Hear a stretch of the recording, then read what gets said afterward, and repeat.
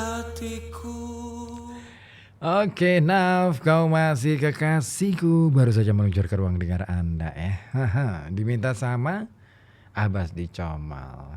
Oke, ada yang respon juga nih di live mana ya? Live streaming Facebook ya.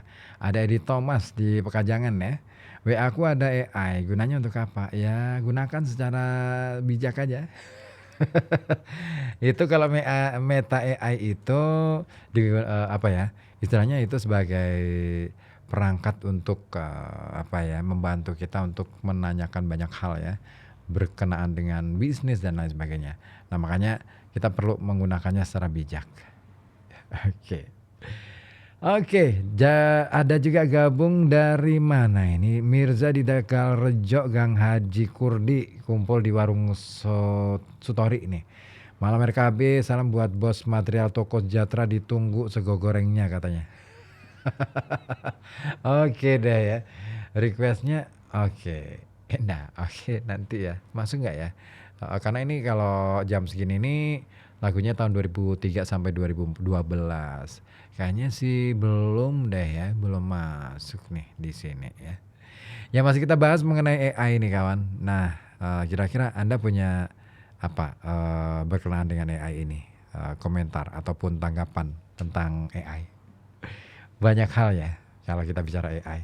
Bukan nakut-nakutin sih, tapi yuk kita mulai menyadari bahwa penggunaan teknologi ini perlu ya dilakukan seperlunya, bijak, dan pastinya harus ini dia yang menjadi persoalan di negeri ini, bahwa salah satu yang menjadi PR besar yang belum terjawab itu adalah itu tadi, bahwa di tengah-tengah kemajuan teknologi kita selalu kagetan, kita selalu latah.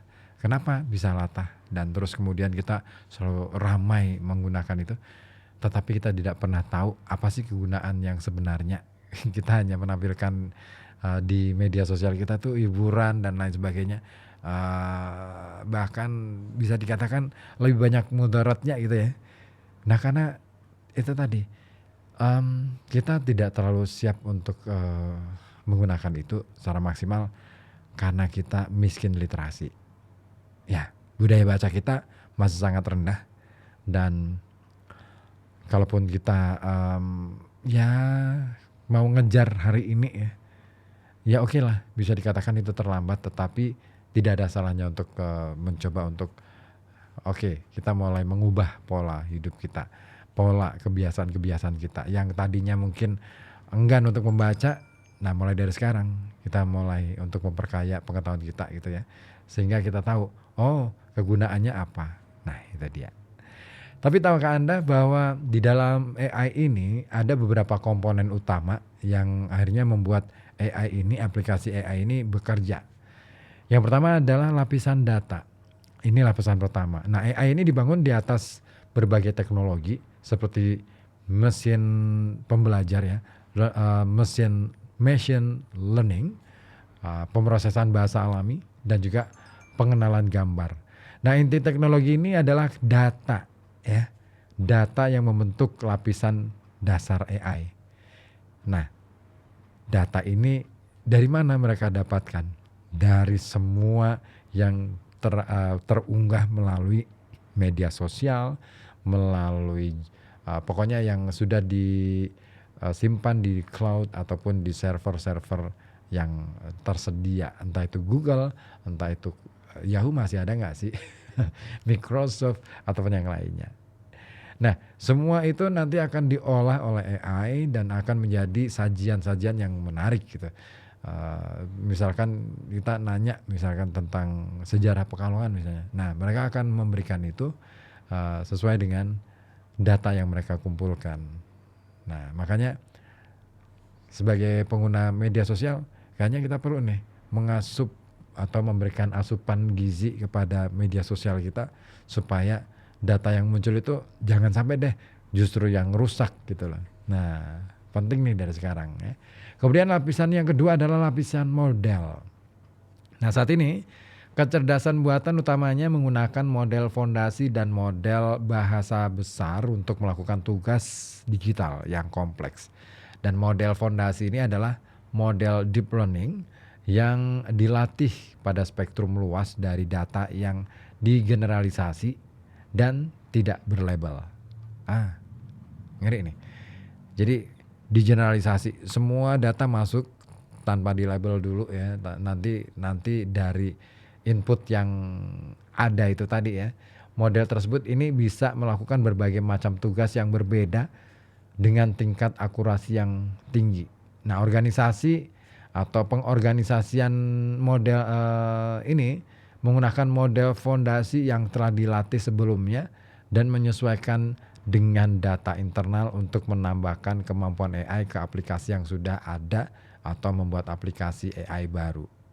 Jadi penting untuk diperhatikan ya, bahwa banyak organisasi ini terus menggunakan model machine learning untuk banyak tugas digital. Dan model machine learning ini dapat mengungguli model fondasi untuk banyak kasus penggunaan. Serta developer kecerdasan buatan ini dapat memilih model terbaik untuk tugas tertentu secara fleksibel. Nah ini saya melihat bahwa pemodelan ini yang ngeri sebenarnya. Ya karena tadi ya kita sudah mengerti bahwa salah satu yang digunakan itu adalah bagaimana kemudian semua data itu terumuskan dalam rumusan matematis. Nah ini canggih betul nih rumusan matematisnya. Ya, ada ribuan ahli ya yang dikumpulkan untuk mengelola AI ini, terutama dalam perkembangannya, tahap perkembangan terakhir. Itu ada sekitar kalau tidak salah 2000-an ahli seluruh dunia yang akhirnya dikumpulkan untuk menyempurnakan AI. Dan kemungkinan masih akan bertambah lagi. Nah, kemudian lapisan yang ketiga adalah lapisan aplikasi. Nah, lapisan ini adalah bagian arsitektur AI yang berhadapan langsung dengan pelanggan. Jadi AI itu bukan aplikasi ya bentuknya, tetapi aplikasi ini yang menjadi tempat parkir lah istilahnya, tempat parkir buat AI supaya bisa digunakan oleh para pelanggan. Nah, Anda bisa meminta sistem AI untuk menyelesaikan tugas tertentu, menghasilkan informasi, memberikan informasi, atau membuat keputusan berbasis data. Lapisan aplikasi ini memungkinkan pengguna akhir untuk berinteraksi dengan sistem AI. Ya, kalau tadi Pak Edi Thomas sempat menanyakan gunanya AI di WhatsApp saya itu apa sih? Banyak guna ya. Tapi apa ya? Istilahnya kita bisa loh menggunakan AI ini dengan cara yang bijak, dengan cara seperti apa sih? Kalau kita mau nanya tentang apa gitu ya, berkenaan dengan bisnis dan lain sebagainya, bahkan curhat gitu ya, kita harus bisa memberikan data se-real mungkin, sekomplit mungkin, sehingga apa saran yang diberikan oleh AI ini sangat realistis, tidak emosif. Nah, kecenderungan orang curhat ya, curhat via mesin, itu kecenderungannya masih menggunakan emosi, makanya seringkali ya akhirnya yang muncul saran-sarannya pun ya sekilas doang, dan itu bahaya juga sih. Oke, ada siapa lagi nih? Ervandi ya di Sidoarjo Comal, Pemalang ya. Artis apa ini? Oke, artis-artis ya enaknya ngerungkel aja. Oke, hampa mintanya Ari Lasso. Sudah menit ke 51 aja nih di perjalanan Halo Kota Batik. Kayaknya saya harus sudahan dulu ya. Nanti kita jumpa lagi di Wedangan pukul 10 ya. Kita bisa bersantai ria ya. Bersama saya nanti ada Opi juga. Kalau enggak ya, kalau Ozi mungkin ikut deh kayaknya ya. Malam hari ini harus ikut deh. Oke deh, kita jumpa lagi untuk Halo Kota Batiknya besok ya, masih ketemu lagi. Pokoknya jangan lupa untuk gunakan media sosial kita, teknologi yang kita gunakan secara bijak, dan ya pokoknya kita harus cerdas menggunakannya. Apa tadi mintanya lagu? Mana nih? Ari Lasso, ya deh. Ari Lasso ya. Ari Lasso, mana nih Ari Lasso? Apa sih? Hampa ya. Kok hampa sih? Jangan hampa-hampa banget lah ya.